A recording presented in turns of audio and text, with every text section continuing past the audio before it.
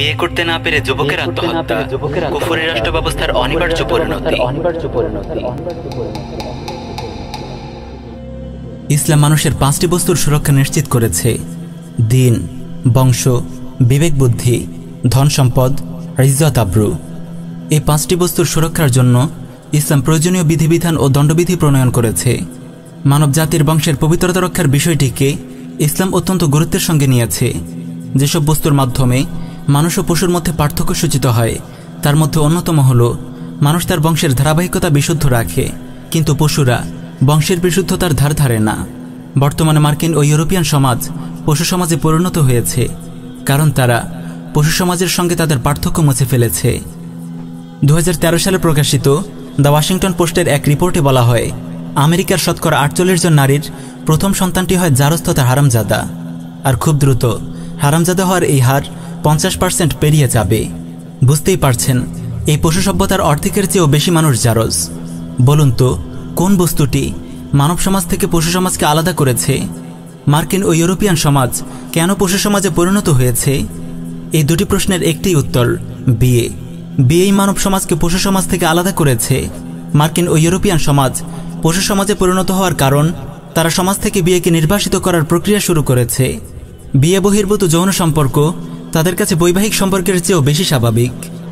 প্রিয় ভাই ও বোন, বংশের বিশুদ্ধতা রক্ষা এবং মানব সমাজকে পশু সমাজে পরিণত হওয়া থেকে রক্ষা করতে ইসলাম যে বিধান দিয়েছে তা হলো বিয়ে। বিয়ে খাদ্য ও পানীয়ের মতো মানুষের একটি অনিবার্য মৌলিক চাহিদা। পৃথিবীতে মানবজাতির অস্তিত্ব রক্ষা ও সুষ্ঠু বিকাশের জন্য বিয়ের কোনো বিকল্প নেই, কারণ বিয়ের মাধ্যমেই মানুষের বংশধারা সুরক্ষিত হয়। বিয়ে মুসলিম যুবকের যৌবনের হেফাজতের চাবিকাঠি। বিয়ে দুনিয়া ও আখিরাতে সর্বোত্তম কল্যাণ লাভের মাধ্যম। বিয়ে মানব জীবনের পূর্ণতা।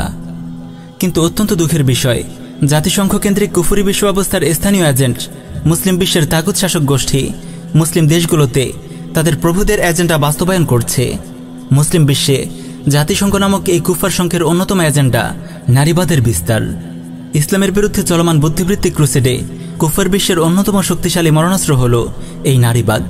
এটি তাদের দীর্ঘ গবেষণার ফসল।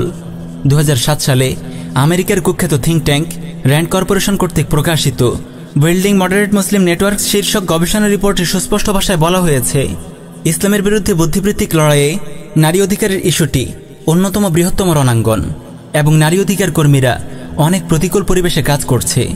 মডারেট মুসলিমদের ক্ষমতায়নের যে কোনো প্রজেক্টে লিঙ্গ সমতার প্রচার একটি মোক্ষম হাতিয়ার।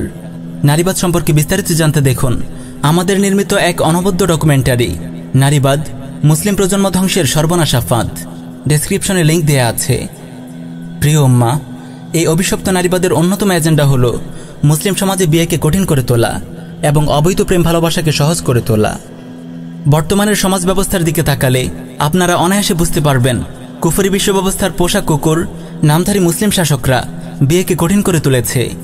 অপরদিকে জেনা ব্যভিচারকে কেবল সহজই করেনি, বরং মুসলিম যুবকদেরকে জেনায় লিপ্ত হতে এক প্রকার বাধ্যই করা হচ্ছে। বালেগ হওয়ার পর থেকেই তাগুতি রাষ্ট্রযন্ত্র, সহশিক্ষা ব্যবস্থা, দাজ্জালি মিডিয়া, জাহিলি সমাজ ব্যবস্থা সম্মিলিতভাবে মুসলিম যুবকের পেছনে লেগে যায়। কিভাবে তার যৌবনের পবিত্রতা নষ্ট করা যায়, কিভাবে তার চরিত্র নষ্ট করা যায়। বাল্যবিবাহ রোধের নামে উঠতি বয়সী তরুণদের জন্য বিয়েকে নিষিদ্ধ করে দেয়া হয়েছে। অপরদিকে খুলে দেয়া হয়েছে অবৈধ প্রেম ভালোবাসার দরজা। মুসলিম সমাজে হারাম প্রেম ভালোবাসাকে স্বাভাবিক করে তুলতে নির্মাণ করা হয়েছে লক্ষ লক্ষ অশ্লীল নাটক, সিনেমা। প্রিয় ভাই ও বোন, আপনি চাইলেও এই তাগুতি রাষ্ট্র ব্যবস্থায় নিজের চরিত্রের হেফাজত করতে পারবেন না। তাই তাগুতি রাষ্ট্রযন্ত্র, জাহিলি সমাজ ব্যবস্থা ও দাজ্জালি মিডিয়া শেষ নিঃশ্বাস পর্যন্ত আপনার পিছু ছাড়বে না। এদিকে সুদভিত্তিক খোদাদ্রোহী পুঁজিবাদী অর্থব্যবস্থায় ধনীরা ক্রমশ ধনী হচ্ছে, গরিবরা ক্রমশ আরও গরিব হচ্ছে। কেউ না খেয়ে মরছে, আর কেউ ধন সম্পদের পাহাড় গড়ে তুলছে। আপদমস্তক দুর্নীতিতে ডোবা তাগুতি রাষ্ট্রযন্ত্র জনগণের সম্পদ শুষে খাচ্ছে।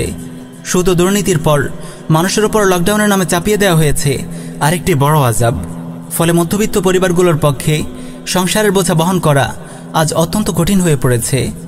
অসংখ্য পরিবার আজ অর্থকড়ির অভাবে উপযুক্ত ছেলেমেয়েদের বিয়ের ব্যবস্থা পর্যন্ত করতে ব্যর্থ হচ্ছে।